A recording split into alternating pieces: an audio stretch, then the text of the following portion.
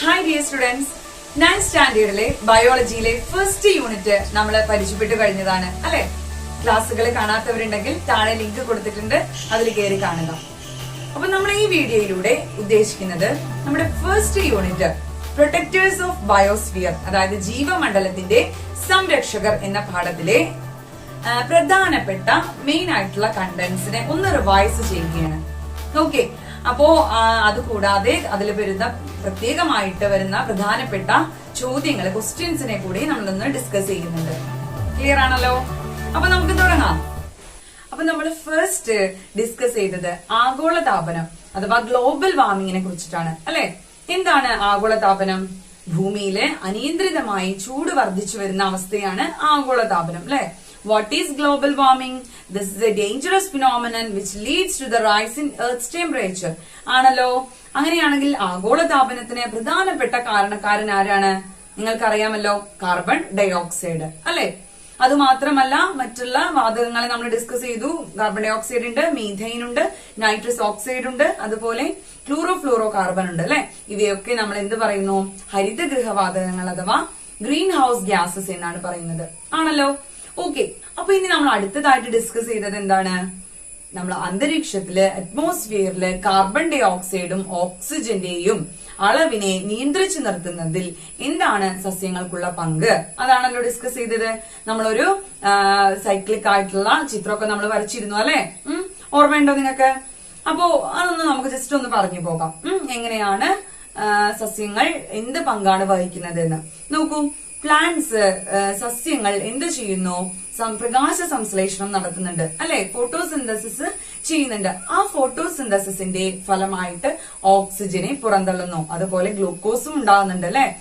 അവർ സ്വന്തമായിട്ട് ആഹാരം നിർമ്മിക്കുന്നതിന്റെ ഫലമായിട്ട് ഗ്ലൂക്കോസും ഉണ്ടാകുന്നുണ്ട്. അതുപോലെ ഓക്സിജനെ പുറന്തള്ളപ്പെടുന്നുണ്ട്. ആ ഓക്സിജനെ എന്താണ് ചെയ്യുന്നത്? ആ ഓക്സിജനെ നമ്മൾ ജന്തുക്കൾ, അതായത് മറ്റുള്ള മനുഷ്യനും മറ്റുള്ള ജന്തുക്കളും ഒക്കെ എന്ത് ചെയ്യുന്നു?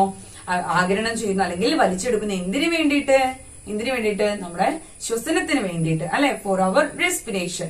ആ റെസ്പിറേഷന് വേണ്ടിയിട്ട് ഓക്സിജനെ നമ്മൾ എന്ത് ചെയ്യുന്നു? അന്തരീക്ഷത്തിൽ നിന്നും ആഗിരണം ചെയ്യുന്നു അല്ലെ. ശ്വസിക്കാൻ ഉപയോഗിക്കുന്നു. അതുപോലെ സസ്യങ്ങളും ശ്വസിക്കുന്നുണ്ട്. അവ രാത്രിയിൽ ശ്വസിക്കുന്നുണ്ട്. അപ്പൊ അവയും ഓക്സിജനെ തിരിച്ച് ആഗിരണം ചെയ്യുന്നുണ്ട്. ഓക്കെ, അപ്പൊ നമ്മുടെ ജന്തുക്കളുടെ ശ്വസന ഫലമായിട്ട്, റെസ്പിറേഷന്റെ റിസൾട്ട് ആയിട്ട് ഏത് ഗ്യാസ് ആണ് പുറത്തു പോകുന്നത് എന്നാണ് നമ്മൾ പറഞ്ഞത്? Carbon dioxide. ആ കാർബൺ ഡൈ ഓക്സൈഡ് വീണ്ടും അറ്റ്മോസ്ഫിയറിലെത്തിയല്ലോ. ആ അറ്റ്മോസ്ഫിയറിലെത്തിയ കാർബൺ ഡൈ ഓക്സൈഡിനെ പ്ലാന്റ്സ് അബ്സോർബ് ചെയ്യുന്നു. എന്തിനു വേണ്ടിയിട്ട് അബ്സോർബ് ചെയ്യുന്നു? എന്തിനു വേണ്ടിയിട്ടാണ് നമ്മൾ പറഞ്ഞത്? ഫോർ ഫോട്ടോസിന്തസിസ് അല്ലെ. പ്രകാശ സംശ്ലേഷണത്തിന് വേണ്ടിയിട്ട് കാർബൺ ഡൈ ഓക്സൈഡിനെ ആഗിരണം ചെയ്യുന്നു. അപ്പോൾ ഇപ്പൊ നിങ്ങൾക്ക് മനസ്സിലായോ കാർബൺ ഡൈ ഓക്സൈഡും ഓക്സിജനും എങ്ങനെയാണ് ഭൂമിയില് കൃത്യമായുള്ള, അതായത് സന്തുലിതാവസ്ഥയിൽ നിലനിൽക്കുന്നത് എന്ന് മനസ്സിലായോ? സസ്യങ്ങളിൽ ഏറ്റവും വലിയൊരു പങ്കാണ് വഹിക്കുന്നത്. അതായത് നമ്മുടെ ഈ അറ്റ്മോസ്ഫിയറിൽ, നമ്മുടെ അന്തരീക്ഷത്തില് കാർബൺ ഡൈ ഓക്സൈഡിന്റെയും ഓക്സിജന്റെയും അളവിനെ ഒരു ഇക്വിലിബ്രിയത്തില് വെക്കുന്നതിൽ, ഒരു സന്തുലിതാവസ്ഥയിൽ നിലനിർത്തുന്നതിൽ സസ്യങ്ങൾക്കുള്ള പങ്ക് എന്താണെന്ന് കൃത്യമായിട്ട് നമുക്ക് മനസ്സിലായതാണല്ലോ അല്ലെ. അതായത് സസ്യങ്ങൾ പ്രകാശ സംശ്ലേഷണത്തിലൂടെ വളരെ വലിയൊരു സേവനമാണ് നമുക്ക് ചെയ്തു തരുന്നത് അല്ലെ. അങ്ങനെയാണെങ്കിൽ പ്രകാശ സംശ്ലേഷണം, ഫോട്ടോസിന്തസിസിനെ കുറിച്ച് കൂടുതൽ അറിയണ്ടേ?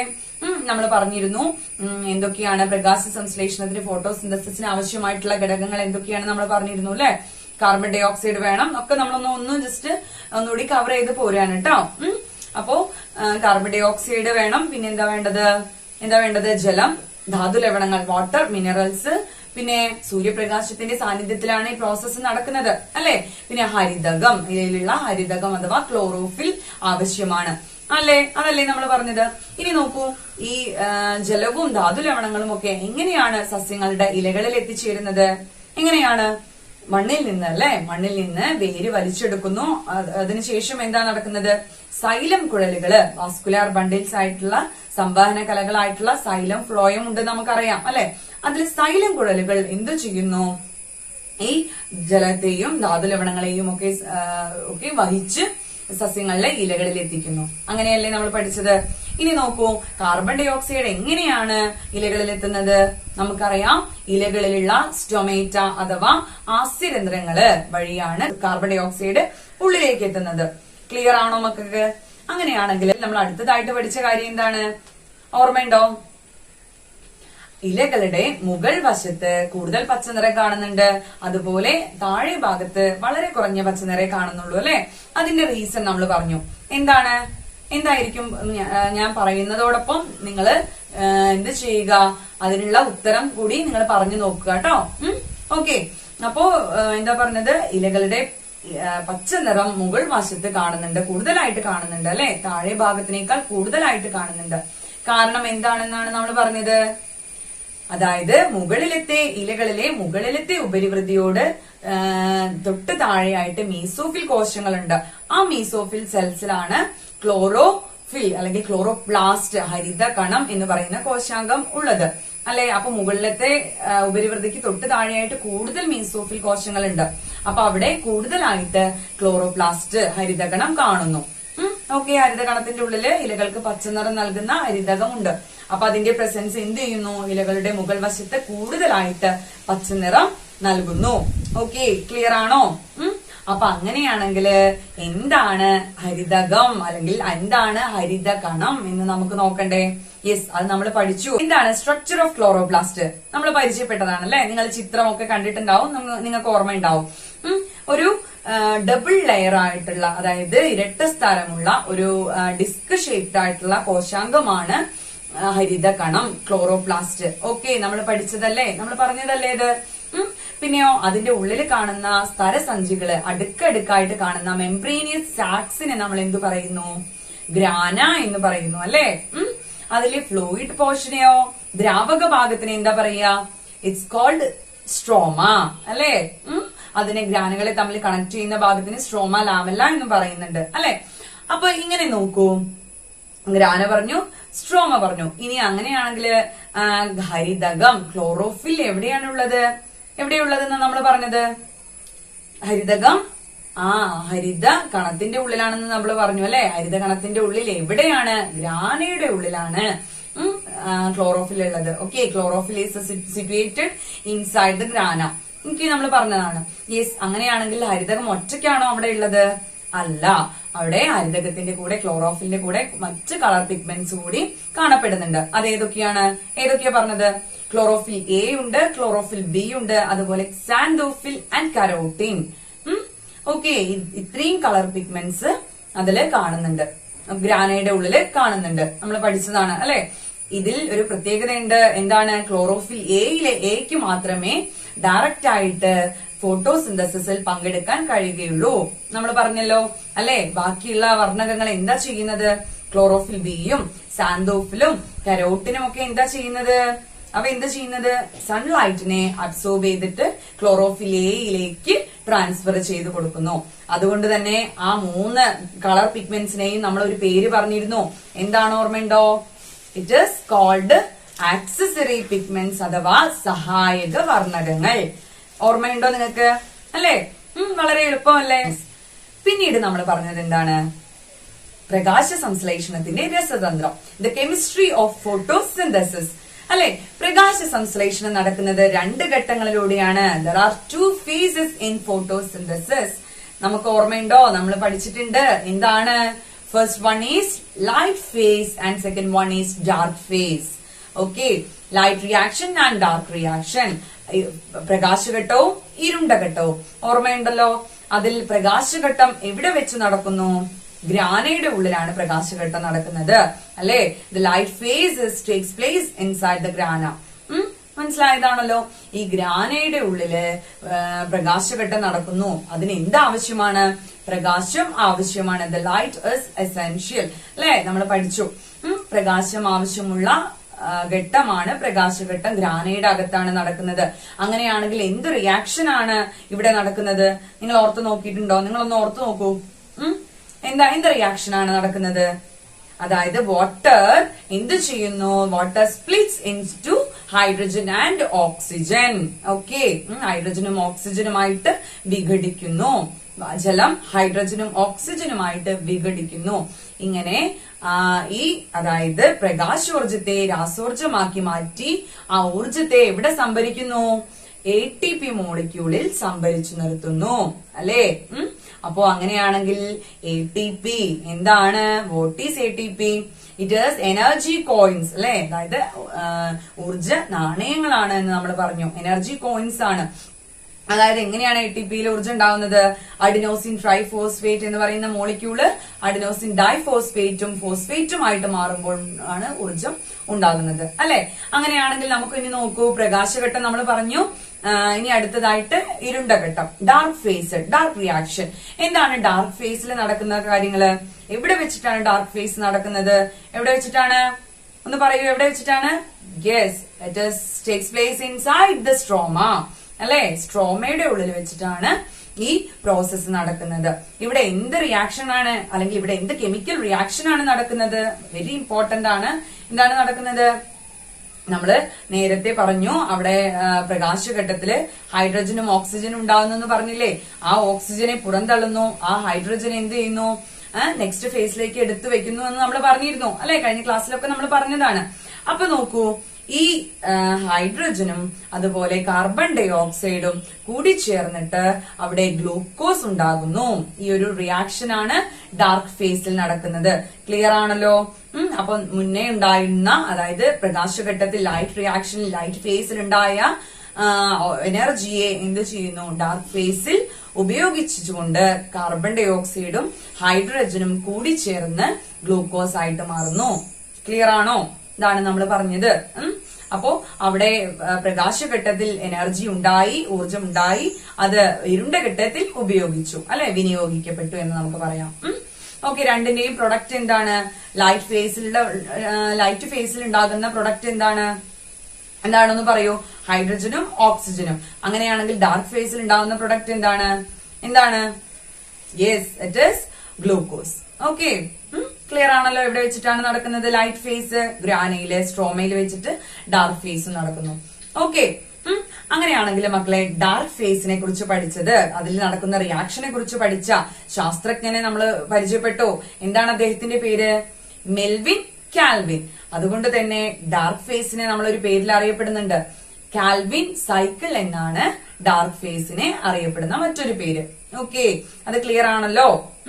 അപ്പൊ നമുക്ക് എന്നാല് അടുത്ത പോയിന്റിലേക്ക് പോവാം.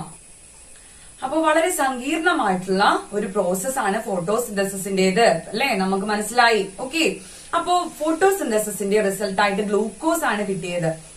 മനസ്സിലായതാണല്ലോ? പക്ഷെ പിന്നീട് നമ്മൾ എന്താ ചർച്ച ചെയ്തത്? പ്രകാശ സംശ്ലേഷണത്തിന് ശേഷം, അതായത് ഗ്ലൂക്കോസിന് എന്ത് മാറ്റമാണ് സംഭവിക്കുന്നത്? നമുക്കറിയാം, നമ്മള് സസ്യത്തിന്റെ പല ഭാഗങ്ങളും നമ്മൾ കഴിക്കാറുണ്ട് അല്ലെ? പക്ഷേ അതിൽ നിന്നൊക്കെ ഈ ഗ്ലൂക്കോസ് മാത്രമല്ല നമുക്ക് ലഭിക്കുന്നത്. അത് എന്തൊക്കെയാണ് നമ്മൾ പറഞ്ഞില്ലേ? നിങ്ങൾ ചിത്രമൊക്കെ കണ്ട് നിങ്ങൾ കൃത്യമായിട്ട് അത് മനസ്സിലാക്കിയിട്ടുണ്ടാവും അല്ലെ? എന്താണെന്ന്? അതായത് ഗ്ലൂക്കോസിന് എന്ത് മാറ്റമാണ് സംഭവിക്കുന്നത്? ഫോട്ടോസിന്തസിന്റെ ഫലമായിട്ട് അവിടെ ഇലകളിൽ ഗ്ലൂക്കോസ് ഉണ്ടായി. ഗ്ലൂക്കോസിന് ഒരു സ്വഭാവമുണ്ട്. എന്തായിരുന്നു? ജലത്തിൽ പെട്ടെന്ന് ലയിച്ചു ചേരും അല്ലെ? വാട്ടറിൽ വളരെ പെട്ടെന്ന് സോലിബിൾ ആവും. അപ്പോ അങ്ങനെ ആവുമ്പോൾ അതെന്ത് ചെയ്യില്ല? ഗ്ലൂക്കോസ് സസ്യത്തിന്റെ എല്ലാ ഭാഗത്തും എത്തപ്പെടില്ല. അതുകൊണ്ട് ഗ്ലൂക്കോസിനെ എന്ത് രൂപത്തിലേക്ക് മാറ്റുന്നു? സ്റ്റാർച്ച്, അതായത് അന്നജ രൂപത്തിലേക്ക് മാറ്റുന്നു അല്ലേ? Glucose is converted into starch. എന്താണ് അപ്പൊ സ്റ്റാർച്ച്? നിങ്ങൾ ചിത്രം കണ്ടിട്ടുണ്ടാവും. കുറെ ഗ്ലൂക്കോസ് മോളിക്യൂൾ ചേർന്നതാണ് സ്റ്റാർച്ച് അല്ലെ? അന്നജം എന്ന് പറയുന്നത്. ഈ അന്നജം സസ്യങ്ങളുടെ വളർച്ചയ്ക്കും അതുപോലെ മറ്റുള്ള ഉപാപചയ പ്രവർത്തനങ്ങൾക്കും ഒക്കെ ഉപയോഗിക്കുന്നുണ്ട്. ഓക്കെ, ക്ലിയർ ആണോ? അപ്പൊ ഇനി നോക്കൂ, ഈ ഇലകളിൽ ഉണ്ടായ അന്നജം എന്ത് ചെയ്യുന്നു? സൂക്രോസ് ആയിട്ട് മാറി. അതായത് എല്ലാ ഭാഗത്തേക്കും വളരെ പെട്ടെന്ന് എത്തുന്നതിന് വേണ്ടിയിട്ട് സൂക്രോസ് ആയിട്ട് മാറി ജലത്തിൽ ലയിച്ച് സസ്യത്തിന്റെ എല്ലാ ഭാഗങ്ങളിലേക്കും എത്തിച്ചേരുന്നു. ഓക്കെ, അവിടെ എന്ത് ചെയ്യുന്നു? അവിടെ ആ ഭാഗത്തിന് ആവശ്യമായിട്ടുള്ള ഊർജം, എനർജി യൂസ് ചെയ്ത് ബാക്കിയുള്ള എനർജിയെ സ്റ്റോർ ചെയ്ത് വെക്കുന്നു. അങ്ങനെയാണെങ്കിൽ ഈ സ്റ്റോർ ചെയ്യുന്ന എനർജി ഏത് രൂപത്തിലാണ്? അല്ലെങ്കിൽ ഈ സ്റ്റോർ ചെയ്യുന്ന ഗ്ലൂക്കോസ്, ആ ഗ്ലൂക്കോസിനെ ആ ശരീരഭാഗങ്ങളൊക്കെ ഉപയോഗിക്കുന്നുണ്ട് അല്ലെ? എന്നിട്ട് ആ ബാക്കി വരുന്ന ഗ്ലൂക്കോസിനെ അവര് ഏത് രൂപത്തിലാണ് സ്റ്റോർ ചെയ്യുന്നത് എന്നാണ് നമ്മൾ പിന്നെ കണ്ടത് അല്ലെ? നോക്കൂ, പയറുവർഗ്ഗങ്ങളിൽ ഏത് രൂപത്തിലാണ്, ലെഗ്യൂംസിൽ ഏത് രൂപത്തിലാ സ്റ്റാർച്ച് അല്ലെങ്കിൽ സൂക്രോസ് സ്റ്റോർ ചെയ്ത് വെച്ചിട്ടുള്ളത്? പ്രോട്ടീന്റെ രൂപത്തില് അല്ലെ? കിഴങ്ങ് വർഗ്ഗങ്ങളിലോ ട്യൂബേഴ്സിൽ ഏത് രൂപത്തിലാണ്? ആലോചിച്ച് നോക്കൂ, ഒന്ന് ഓർത്തെടുത്ത് നോക്കൂ. കിഴങ്ങ് വർഗ്ഗങ്ങളിൽ ഏത് രൂപത്തിലാണ് സൂക്രോസ് മാറിയിട്ടുള്ളത്, സ്റ്റോർ ചെയ്ത് വെച്ചിട്ടുള്ളത്? അന്നജം, സ്റ്റാർച്ച് രൂപത്തിൽ തന്നെയാണ് അല്ലെ? ഇനി നോക്കൂ, പഴവർഗ്ഗങ്ങളില് ഫ്രക്ടോസ് ആയിട്ടാണ് അല്ലെ? മറ്റ് ഷുഗർ മോളിക്യൂളൊക്കെ ഉണ്ടാവുന്നുണ്ട്. എന്നാൽ കൂടുതൽ പഴവർഗ്ഗങ്ങളില് കൂടുതലായിട്ട് സ്റ്റോർ ചെയ്യുന്നത് ഫ്രക്ടോസ് ആയിട്ടാണ്. ഓക്കെ. പിന്നെ ഓയിൽ സീഡ്സ്, എണ്ണക്കുരുക്കൾ, തേങ്ങ, സൂര്യകാന്തി ഒക്കെ നിങ്ങൾ ചിത്രം കണ്ടിട്ടുണ്ടാവും. സൂര്യകാന്തിയുടെ വിത്ത് അല്ലെ? ഇവയൊക്കെ ഇങ്ങനെയാണ് സൂക്രോസിനെ സ്റ്റോർ ചെയ്തിട്ടുള്ളത്? ഫാറ്റ് ആയിട്ടാണ് അല്ലെ? ഷുഗർ കെയിനിലോ കരിമ്പിലോ ഏത് രൂപത്തിലാ? അത് സൂക്രോസ് ആയിട്ട് തന്നെയാണ് അല്ലെ സ്റ്റോർ ചെയ്ത് വെച്ചിട്ടുള്ളത്. ഓക്കെ, ക്ലിയർ ആണല്ലോ? അപ്പൊ അത് കൃത്യമായിട്ട് നിങ്ങൾ പഠിക്കുക. ആ ചിത്രമൊക്കെ നോക്കിയിട്ട് കൃത്യമായിട്ട് നിങ്ങൾ പഠിക്കണം കേട്ടോ. നോക്കൂ, പിന്നെ നമ്മൾ എന്താ പറഞ്ഞത്? ഭൂമിയിലെ എല്ലാ പ്രൊഡ്യൂസേഴ്സും എല്ലാ ഉൽപാദകരും സൂര്യപ്രകാശത്തെ സൺലൈറ്റിനെ ഡിപ്പെൻഡ് ചെയ്യുന്നില്ല അല്ലെ? എന്തിനു വേണ്ടി? പ്രകാശ സംശ്ലേഷണത്തിന് വേണ്ടി ഡിപ്പെൻഡ് ചെയ്യുന്നില്ല എന്ന് പറഞ്ഞു അല്ലെ? ചില സൾഫർ ബാക്ടീരിയാസ് ഉണ്ട്. അവ എന്താ ചെയ്യുന്നത്? രാസസംയുക്തങ്ങളെ വിഘടിപ്പിച്ച് ചില കെമിക്കൽ സബ്സ്റ്റൻസിനെയൊക്കെ വിഘടിപ്പിച്ചിട്ട് അതിൽ നിന്നാണ് ഊർജം ഉണ്ടാക്കുന്നത്. അപ്പൊ ഈ ഒരു പ്രോസസ്സിനെ എന്ത് പറഞ്ഞിരുന്നു? രാസസംശ്ലേഷണം അഥവാ കീമോസിന്തസിസ് എന്നാണ് പറഞ്ഞിരുന്നത് അല്ലെ? ഓർമ്മയില്ലേ മക്കൾക്ക്? പിന്നെ നോക്കൂ, ഇപ്പൊ നമ്മൾ പറഞ്ഞു വന്നത് ഈ ഗ്ലൂക്കോസ് പല രൂപത്തിൽ സംഭരിച്ചു എന്നൊക്കെ നമ്മൾ പറഞ്ഞു അല്ലെ? പിന്നെ അതുപോലെ അതായത് സസ്യങ്ങളിൽ നിന്ന് നമുക്ക് വളരെ പ്രധാനപ്പെട്ട ന്യൂട്രിയൻസ് കിട്ടുന്നുണ്ട് നമുക്കറിയാം അല്ലെ? അതുപോലെ ആദ്യം എന്താ പറഞ്ഞത്? ഓക്സിജനും നമുക്ക് ലഭിക്കുന്നുണ്ട് എന്ന് പറഞ്ഞു അല്ലെ? അങ്ങനെയാണെങ്കിൽ അത് മാത്രമാണോ നമുക്ക് ലഭിക്കുന്നത്? അല്ല, മറ്റുള്ള കാര്യങ്ങൾ നമ്മൾ ചർച്ച ചെയ്തിരുന്നു. നിങ്ങൾ റബ്ബറിന്റെയും അതുപോലെ കൊക്കോ ചെടിയുടെയൊക്കെ ചിത്രം കണ്ടിരുന്നു അല്ലെ? അതിന്റെയൊക്കെ കാര്യങ്ങൾ നമ്മൾ പറഞ്ഞതാണ്. എന്താണ്? അതായത് സാമ്പത്തിക പ്രാധാന്യമുള്ള ഒരുപാട് സസ്യങ്ങൾ നമുക്ക് ചുറ്റുമുണ്ട്. അപ്പൊ അത് കൃത്യമായിട്ടുള്ള രീതിയിൽ വിനിയോഗിക്കണം അല്ലെ? ഇപ്പൊ കൊക്കോ ചെടിയിൽ നിന്നൊക്കെ കൊക്കോ നേരിട്ട് വിൽപ്പന ചെയ്താൽ നമുക്കൊന്നും കിട്ടില്ല അല്ലെ? പണം ലാഭിക്കാൻ പറ്റില്ല.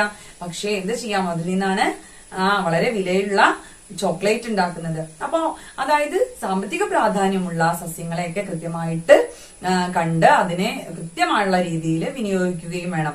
അപ്പൊ അതുവഴി വളരെ വലിയൊരു വിശാലമായിട്ടുള്ള തൊഴിൽ സാധ്യത തന്നെയാണ് നമുക്ക് മുന്നിൽ സസ്യങ്ങൾ തുറന്നു വരുന്നത് അല്ലെ? അപ്പൊ സസ്യലോകം, ദ പ്ലാന്റ് വേൾഡ് എന്ന് പറയുന്നത് വളരെ വിശാലമാണ്, അല്ലെങ്കിൽ ഒരുപാട് സേവനങ്ങളാണ് നമുക്ക് ചെയ്തു തരുന്നത് എന്ന് നമ്മൾ കണ്ടു അല്ലെ? ഇനി നോക്കൂ, ഇനി നമ്മൾ എന്താ അടുത്തത് പറഞ്ഞത്? ഓർമ്മയുണ്ടോ? നമ്മൾ കരയിലെ വിശേഷങ്ങളാണ് പറഞ്ഞത് അല്ലെ? ഇനി നോക്കൂ, കടലിലും ഒരുപാട് സസ്യങ്ങളുണ്ട്. കടലിലും പ്രകാശ സംശ്ലേഷണം നടക്കുന്നുണ്ട്. നമുക്കറിയാം, ഭൂമിയിൽ 1/3 മാത്രമാണ് കര ഉള്ളത് എന്നല്ലേ? ബാക്കി ഭാഗം മുഴുവനായിട്ടും കടലാണ്, സമുദ്രമാണ്. അപ്പോ നോക്കൂ, അന്തരീക്ഷത്തിലേക്ക് പുറന്തള്ളപ്പെടുന്ന ഓക്സിജൻ ഏറ്റവും കൂടുതൽ എവിടെ നിന്നാവും? നമുക്ക് ഊഹിച്ചാൽ അറിയാം എവിടെ നിന്നാവും. സ്വാഭാവികമായിട്ടും ഇത് സമുദ്രത്തിൽ നിന്നാണ് പുറന്തള്ളപ്പെടുന്നത്. ഓക്കെ, അതായത് അറ്റ്മോസ്ഫിയറിലെ 70 to 80% ഓക്സിജൻ പ്രൊവൈഡ് ചെയ്യുന്നത് സമുദ്രത്തിലെ കടലിലുള്ള സസ്യങ്ങളാണ്. മനസ്സിലായോ? അപ്പോ വളരെ വിശാലമായിട്ടുള്ള ഒരു ആവാസ വ്യവസ്ഥ തന്നെ എവിടെയുണ്ട്? കടലിലുണ്ട്. ഓക്കെ, അപ്പൊ സമുദ്രത്തിലെ എക്കോസിസ്റ്റം എന്ന് പറയുന്നത് വളരെ വൈവിധ്യത നിറഞ്ഞതാണ്. ഓക്കെ, അപ്പൊ അങ്ങനെയാണെങ്കിൽ നമുക്കൊന്ന് നോക്കിയാലോ, എന്താണ് അല്ലെങ്കിൽ ഏത് തരത്തിലുള്ള സസ്യങ്ങളാണ് പ്രകാശ സംശ്ലേഷണം നടത്തുന്നത്? ഏതാണ്? നമ്മള് ചിത്രം കണ്ടോ? നിങ്ങൾ ചിത്രം കണ്ടിരുന്നില്ലേ കഴിഞ്ഞ ക്ലാസ്സിലൊക്കെ? അതിന്റെ ചിത്രങ്ങൾ നമ്മൾ കൊടുത്തിരുന്നു. ഏതൊക്കെ സസ്യങ്ങളാണ്? ആൽഗകളും അതുപോലെ സസ്യപ്ലവകങ്ങൾ ഫൈറ്റോ പ്ലാങ്ക്ടൻസുമാണ് എന്ത് ചെയ്യുന്നത്? പ്രകാശ സംശ്ലേഷണം, ഫോട്ടോസിന്തസിസ് നടത്തി ഓക്സിജനെ പുറന്തള്ളുന്നത്. ഓക്കെ, അങ്ങനെയാണെങ്കിൽ നോക്കൂ, ഏതൊക്കെ തരത്തിലുള്ള ആൽഗകളുണ്ട്? വളരെ വ്യത്യസ്തമായിട്ടുള്ള ആൽഗകൾ സമുദ്രത്തിൽ കാണുന്നുണ്ട് എന്ന് പറഞ്ഞു അല്ലെ? പച്ച, അതുപോലെ ചുവപ്പ്, തവിട്ട് നിറത്തിലുള്ള ആൽഗകളൊക്കെ ഉണ്ട്. പ്രധാനപ്പെട്ട നമ്മളൊരു ആൽഗയുടെ പേര് പറഞ്ഞിരുന്നു. ഏതാണ്? വളരെ നീണ്ട, കിലോമീറ്റർ ഒക്കെ നീണ്ട ഒരു ആൽഗ ഉണ്ട്. ഏതാണ്? സർഗാസം എന്ന് പറഞ്ഞത് അല്ലെ? ഈ സർഗാസം നിറഞ്ഞു നിൽക്കുന്ന ഒരു കടലുണ്ട്. ഏതായിരുന്നു അത്? Sargasso sea. അറ്റ്ലാന്റിക് ഓഷ്യനിലെ സർഗാസോ സീ ആണ് അത് അല്ലെ? നിങ്ങൾക്ക് ഓർമ്മയില്ലേ? അതിന്റെ ചിത്രമൊക്കെ നമ്മൾ കാണിച്ചിരുന്നു. അപ്പൊ നോക്കൂ, ഇതുപോലെ ഉള്ള ഒരു, അതായത് സമുദ്രത്തില് ജീവിക്കുന്ന ഒരു സസ്യമാണ്, സസ്യവിഭാഗമാണ് ഫൈറ്റോ പ്ലാങ്ക്ടൻസ് എന്ന് പറയുന്നത്. ഡെസ്മിഡുകളൊക്കെ ഇതിന് ഉദാഹരണമാണ്. അപ്പോ ഇവയൊക്കെ എന്ത് ചെയ്യുന്നുണ്ട്? പ്രകാശ സംശ്ലേഷണം നടത്തുന്നുണ്ട് അല്ലെ. അതിന്റെ ഭാഗമായിട്ട്, അതിന്റെ ഫലമായിട്ട് ഓക്സിജനെ പുറന്തള്ളുന്നുണ്ട്. അപ്പോ അന്തരീക്ഷത്തില് എത്തുന്ന ഓക്സിജന്റെ പ്രധാനപ്പെട്ട ഭൂരിഭാഗം അളവും എവിടെ നിന്നാണ് നമുക്ക്, അതായത് ഈ ഓഷ്യൻ, അതായത് സമുദ്രത്തിൽ നിന്നാണ് നമുക്ക് മനസ്സിലായി ആണല്ലോ. ഓക്കെ, ക്ലിയർ ആണോ? അതുകൊണ്ട് തന്നെ സമുദ്രത്തിലെ ആവാസ വ്യവസ്ഥയെ സംരക്ഷിച്ചു നിർത്തേണ്ടത്, പ്രൊട്ടക്ട് ചെയ്യേണ്ടത് വളരെ അത്യാവശ്യമാണ് എന്ന് നമ്മൾ പറഞ്ഞു അല്ലെ. അപ്പൊ പക്ഷേ സമുദ്രം ഇപ്പോൾ മലിനമായി കൊണ്ടിരിക്കുകയാണ്. ഏതൊക്കെ സാഹചര്യങ്ങളിലൂടെയാണ് സമുദ്രം മലിനമാകുന്നത്? നമ്മൾ ചർച്ച ചെയ്തിരുന്നു. വലിയ വലിയ ഫാക്ടറികളിൽ നിന്നും പുറന്തള്ളുന്ന അഴുക്കുജലം അല്ലെ, പിന്നെയോ പ്ലാസ്റ്റിക്കുകള്, മറ്റു മലിന വസ്തുക്കളൊക്കെ നമ്മൾ സമുദ്രത്തിലേക്ക് നിക്ഷേപിക്കുന്നതൊക്കെ അവിടുത്തെ ആവാസ വ്യവസ്ഥയ്ക്ക് ഭീഷണിയാകുന്നുണ്ട്. പിന്നെ അതുമല്ല, ഖനനങ്ങള്, എണ്ണ ചോർച്ച, അതുപോലെ കടലിലൂടെ പോകുന്ന ഈ വലിയ വലിയ കപ്പലുകളൊക്കെ അവിടെ കേടുവന്ന് അവിടെ തന്നെ എന്ത് ചെയ്യുന്നത്, നശിപ്പിച്ചു കളയുന്നത്, അത്തരത്തിലുള്ള പല കാര്യങ്ങളും എന്ത് ചെയ്യുന്നുണ്ട്? സമുദ്രത്തില് ദോഷകരമായിട്ട് ബാധിക്കുന്നുണ്ട്. സമുദ്രജീവികളെയും അതുപോലെ സമുദ്രത്തിലെ സസ്യങ്ങളെയും ഒക്കെ ദോഷകരമായിട്ട് ബാധിക്കുന്നുണ്ട്. അപ്പോൾ ജീവമണ്ഡലത്തിന്റെ നിലനിൽപ്പിന്, അതായത് നമ്മുടെ ബയോസ്ഫിയർ, നമ്മുടെ ജീവമണ്ഡലത്തിന്റെ നിലനിൽപ്പിന് എന്തൊക്കെ സേവനങ്ങളാണ് സസ്യങ്ങൾ ചെയ്തു തരുന്നത് എന്ന് നമ്മൾ കണ്ടു അല്ലെ. ഇനിയും ഉണ്ട്, ഒരുപാടുണ്ട്. എന്തൊക്കെയാണ്? കുറച്ച് കാര്യങ്ങളൂടി നമ്മൾ ഡിസ്കസ് ചെയ്തിരുന്നു, ഓർമ്മയുണ്ടോ? അതായത് കണ്ടൽ കാടുകളെ കുറിച്ച് നമ്മൾ പറഞ്ഞിരുന്നു അല്ലെ. മാൻഗ്രൂവ് ഫോറസ്റ്റ് അവ എന്ത് ചെയ്യുന്നു? സുനാമിയൊക്കെ തടഞ്ഞു നിർത്തുന്നുണ്ട്. അതുപോലെ ആറ്റുദർഭ, ഇഞ്ചിപ്പുല്ല്, അതുപോലെ രാമച്ചം, ഇവയൊക്കെ എന്ത് ചെയ്യുന്നുണ്ട്? നദീതീരത്തുള്ള മണ്ണിടിച്ചിലൊക്കെ കുറയ്ക്കുന്നുണ്ട്. മനസ്സിലായോ? പിന്നെയോ നമ്മൾ ഈ കുന്നുകള്, മലകളും കുന്നുകളിലും ഒക്കെ, ചെങ്കൽ കുന്നുകളിലും ഒക്കെ ഉണ്ടാവുന്ന ചെടികളും വലിയ മരങ്ങളും ഒക്കെ എന്ത് ചെയ്യുന്നുണ്ട്? മണ്ണൊലിപ്പും അതുപോലെ ഉരുൾപൊട്ടലും ഒക്കെ തടഞ്ഞു നിർത്തുന്നുണ്ട്.